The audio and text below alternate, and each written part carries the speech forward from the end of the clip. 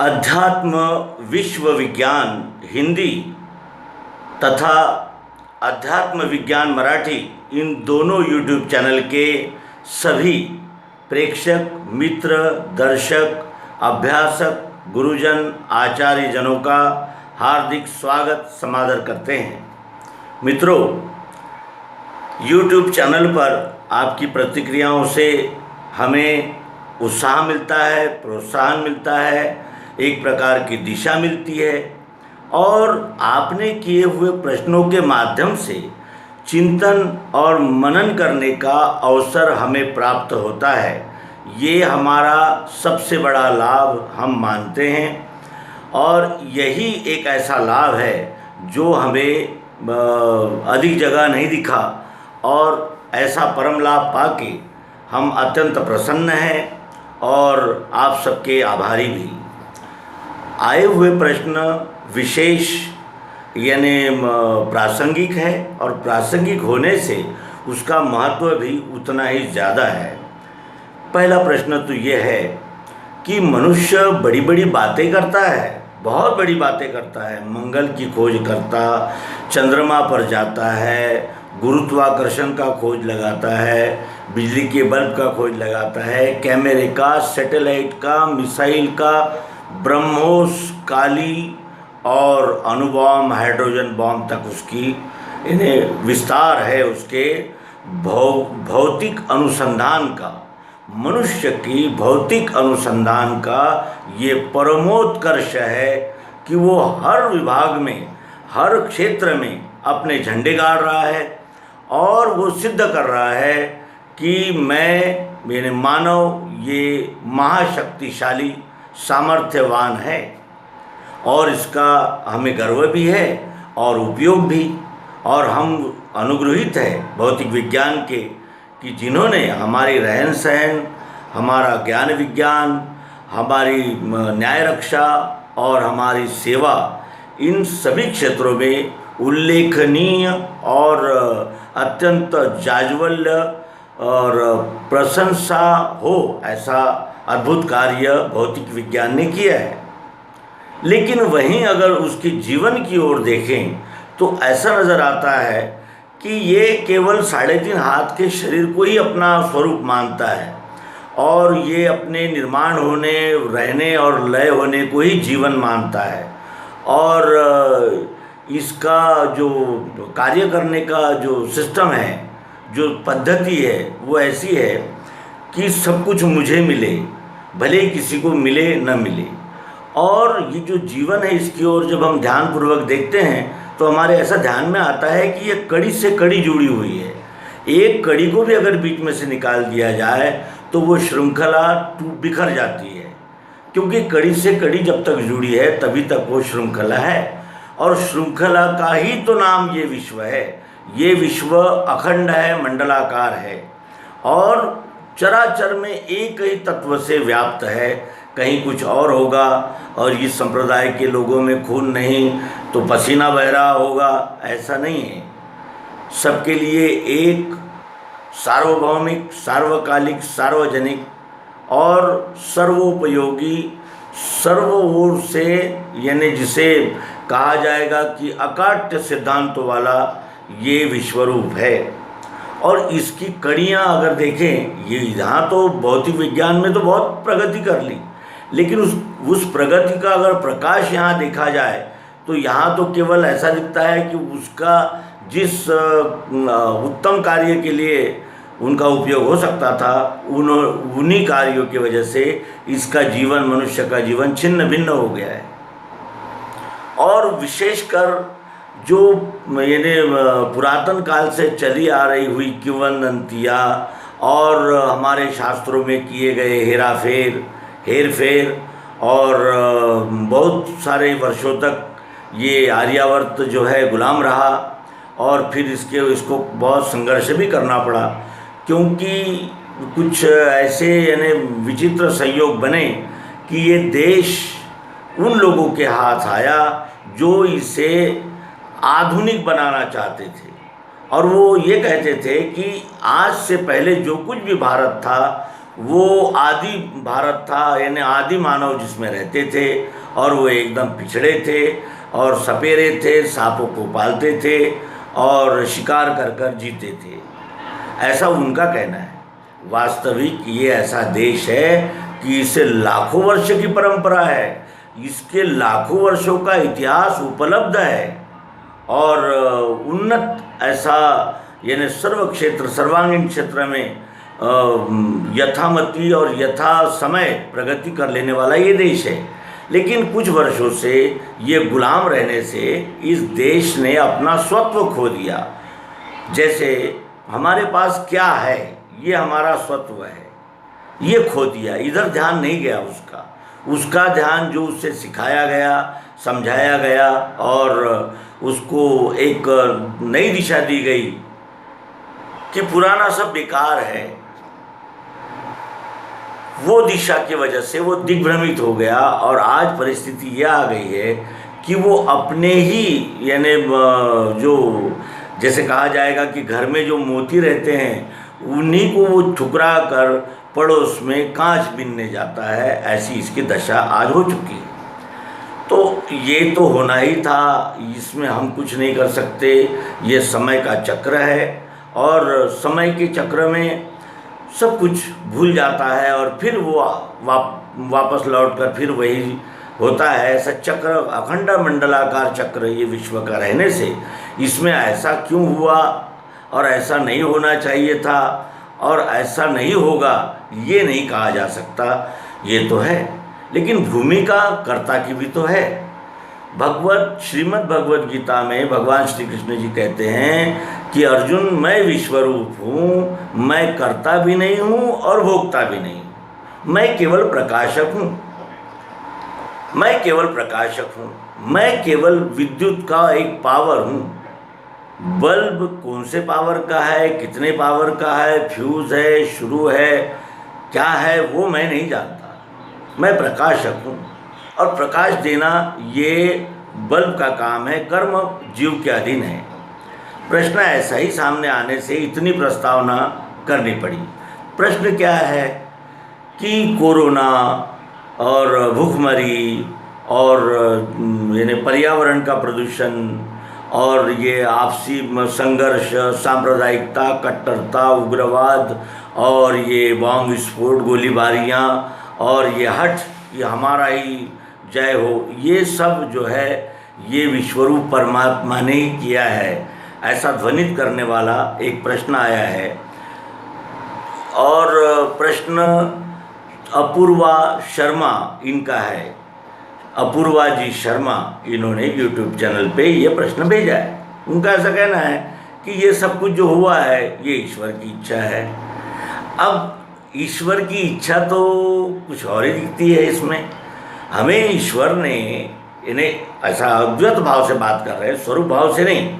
स्वरूप से तो हम भी उस वही है और वो भी वही है, केवल ये ढांचा ही यानी सीमा है, ढांचा टूटते ही फिर ऐसे अनंत ढांचे हैं, उसमें कोई लागे नहीं। लेकिन द्वैत के भाव से अगर बात करें तो ईश्वर ने हमें पृथ्वी, जल, अग्नि, वायु, आकाश दिया, तो क्या प्रदूषित दिया? किसने किया प्रदूषण? आपको जंगल तोड़ने के लिए और ये वनों को यानी नेस्तनाबूद करने के लिए किसने प्रेरणा की? कौन बताया आपको? किसने मजबूर किया? कौन चाहता है? आपने किया। आपने क्या सोचा कि जो कुछ भी हम करें सब ईश्वर माफ़ कर देता है, ईश्वर सब यानी हमें कुछ नहीं। कौन सा ईश्वर? किसने देखा? कौन जानता है? और हम क्यों माने? क्या हमारा कार्य रुक जाएगा ईश्वर को नहीं मानेंगे तो? हम अपनी मनमर्जी करेंगे और हमें कौन रोकेगा? ये भूमिका मानव ने ली और वो ये भूल गया कि मूल स्रोतों के साथ छेड़छाड़ उचित नहीं होती। तो मूल स्रोत क्या है? जो नैसर्गिकता मिले हैं, अखंड है, ओतप्रोत है, अनुस्यूत है, कणकण में है, निश्चित है ना। पृथ्वी, जल, अग्नि, वायु, आकाश, ये तो शुद्ध मिले थे। मानव ने दोहन की बुद्धि छोड़ दी और शोषण की बुद्धि पर आ जाने से ये सब उसे प्राप्त हुआ। फिर साम्राज्यवाद, तो क्या ईश्वर ने हमें साम्राज्यवाद दिया है? ईश्वर ने कहा था कि आप ऐसे पंथ और संप्रदाय बना लो, अलग अलग झंडे बना लो और नारे देना, और अपने पंथों को बढ़ाने के लिए फिर कुछ भी करो, कुछ भी कर सकते हो, झूठ बोल सकते हो, आतंक मचा सकते हो, गाड़ियाँ जला सकते हो, लोकल ट्रेन को आग लगा सकते हो, बम विस्फोट करो, आप कुछ भी कर सकते, ऐसा कहा था। अरे तुम्हारे रहने, सोने, खाने, पहनने, घूमने फिरने लायक तो ज़मीन छोड़ ही दी थी हमने, लेकिन आप इतने लालच में हो कि आप अतिक्रमण करना चाहते हो, दूसरे देश की भूमि हड़पना चाहते हो। ये देश, मैं उनके लिए कह रहा हूँ जिन्हें ये कौन सा देश, कैसा देश, हम देश वेश नहीं मानते, ऐसा कहने वाले को ये कहा जाएगा कि जिस भूमि पर रहोगे उसकी रक्षा नहीं करोगे, उसकी समृद्धि नहीं चाहोगे, तो कैसे रहोगे? और शोषण कितने दिन चल सकता है? ये उत्तर है ईश्वर की तरफ से, ये उत्तर है कि शोषण कितने दिन चल सकता है। ऐसा तो इस तरह हमें हमारे कर्ता और भोक्ता हैं, करने वाले भी और भोगने वाले भी। फिर भूखमरी का प्रश्न आता है। भूखमरी क्यों है? भूखमरी, आपने ये ध्यान नहीं दिया कि ये विश्व ही एक इकाई है, और ये world bank, global economic centre और वर्ल्ड ट्रेड सेंटर, ये क्या है, इसका उपयोग क्या है? संयुक्त राष्ट्र संघ है और अनेक G7, G6 और 5-6, ये क्या है? इसका क्या उद्देश्य है? क्या इसका उद्देश्य ये नहीं कि विश्व में कौन भूखा मर रहा है, उधर ध्यान दिया जाए? तो मानवाधिकार की बातें करने वाले भी ये भूल जाते हैं कि हमें दूसरे पक्ष को गाली देने से क्यों रोक दिया? ये हमारा मानवाधिकार है, अभिव्यक्ति स्वतंत्रता है, ये बात है। और उधर कोई देश में भूखमरी फैली है, लोग मर रहे हैं, उनको अनाज पहुंचाने की व्यवस्था वर्ल्ड बैंक नहीं कर सकती, संयुक्त राष्ट्र नहीं कर सकता, राष्ट्र संघ नहीं कर सकता। कहने का आशय ये है, ये विश्व कुछ है ही नहीं, हम ही हम है, हम मानेंगे वही होगा, वही सत्य है, जानेंगे नहीं। जानेंगे क्या? तो ऊपर से फल टूटा तो जमीन पर आता है, इसका अर्थ ये है कि पृथ्वी में गुरुत्वाकर्षण शक्ति होती है, ये जाना हमने। लेकिन ये नहीं जाना कि वो जो फल देने वाला पेड़ है उसे क्यों काटा जाए। छांव देता है, फल देता है, पत्ते सूख जाते तो खाद बन जाता है, इमारतों के लिए लकड़ी मिलने लगती है हमें, और पर्यावरण का रक्षण भी होता है। ये बड़े बड़े तूफान आते हैं, ये पेड़ पौधे ही उनका वार झेलते हैं, और वो नागरिक क्षेत्र में उस तूफान का परिणाम कम होता है, अधिक नहीं हो पाता।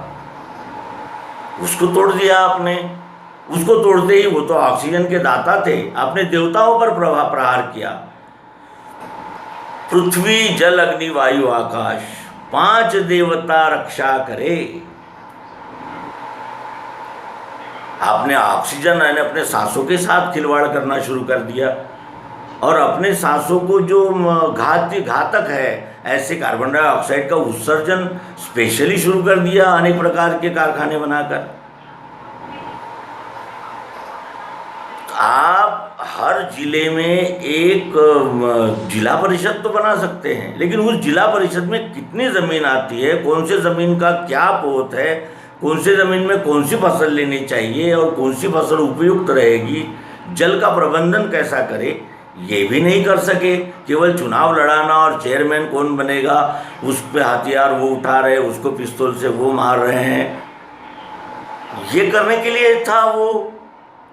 मनुष्य ये भूल ही गया कि वो विश्व का एक घटक है, वो अपने को आपको स्वतंत्र मानने लगा, और स्वतंत्र मानने से ही जब हम कर्म करेंगे तो फल तो भोगना ही होगा। इसका ये परिणाम, ऐसे उन्होंने जो उदाहरण आए हैं वो, तो यहाँ संक्षिप्त में यही कहा जा सकता है कि मनुष्य तो बन जाए, मनुष्य जो है वही आगे की नर नारायण, ये यात्रा मनुष्य की है। पहले हमें पशुत्व से उठना होगा। पशुत्व से अब चर्चा ये करते हैं हम कि नीति खराब हो गई आदमी की, नीयत खराब हो गई आदमी की। नीयत क्या होती है? नीयत का अर्थ क्या होता है? मौका परस्ती, जैसा समय आया वैसी नीति है, ये मान लेना कि नीति का कुछ विशेष आयाम होना चाहिए। नीति निर्माण कैसे होती है? चरित्र से। भौतिक अनुसंधान की पराकाष्ठा करें तो भी क्या चरित्र में उज्ज्वलता आ सकती है? उसमें प्रकाश हो सकता है? नहीं। क्यों? क्योंकि हमने वो साहित्य उन्हें पढ़ने को दिया ही नहीं, उन यानी नई फसलों को। उनको हमने वही बताया कि वो राजा श्रेष्ठ थे और ये राजा महाश्रेष्ठ थे, और उन्होंने इतने साल हम पर राज किया और उन्होंने इतने साल हम पर जुल्म किए, यही गाते रहे। ये बताया ही नहीं कि हमारे देश के पास में सर्विदम खलविदम ब्रह्म, वासुदेवा सर्वमिति, ये सिद्धांत है और प्रायोगिक पद्धति के साथ है।